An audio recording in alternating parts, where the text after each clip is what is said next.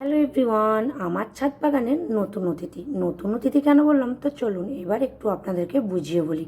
এই যে সুস্থ সবল সতেজ লাউ গাছের চারা গাছটি দেখছেন, এটা কিছুদিন আগে পর্যন্ত কিন্তু এতটা সতেজ সুস্থ সবল ছিল না। কয়েকদিন ভালোভাবে পরিচর্যা করতে না পারা এটি একদম গরমের তাপে শুকিয়ে নিস্তেজ হয়ে গিয়েছিল। তার উপর আবার হলুদ হলুদ কৃষক যেন একটা পোকা লেগে গিয়েছিল।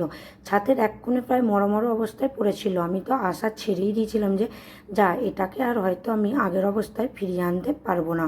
হঠাৎই এই 4 দিনের বৃষ্টিতে এর রূপ যে একেবারে বদলে যাবে, এটা কিন্তু আমি আশা করিনি। আসলে এই গরমে লাউ গাছ একটু অবাকই লাগে।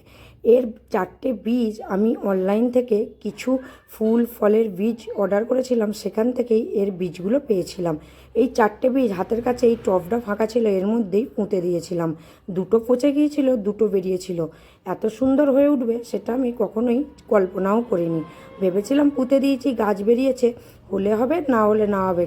এটাকে এই ট্র্যাঙ্কের আড়ালে ছায়াযুক্ত স্থানে রেখে দিয়েছিলাম, যেটা সবার কিন্তু চোখের আড়ালে। আজ 1 সপ্তাহ পর ছাদে এসে দেখেই আমি অবাক। সুন্দর সুন্দর এত সুন্দর কচি ডালপালা ছেড়েছে, তাই সেটাকে ঠিকঠাক সেট করছিলাম আর ভাবছিলাম কিভাবে কি এটার প্রভাব বিস্তারটা করা যায়। সেই জন্য এই ট্রাঙ্ক থেকে যে পাইপটা বেরিয়েছিল তার উপরেই আমি বেঁধে দিলাম, যাতে এটাকে দড়ি দিয়ে আমি উপরে পুরো ট্যাঙ্ক জুড়ে ঠিকঠাক করে এর প্রভাবটা ছড়াতে পারি। তো চলুন, ভিডিওটা কেমন লাগলো অবশ্যই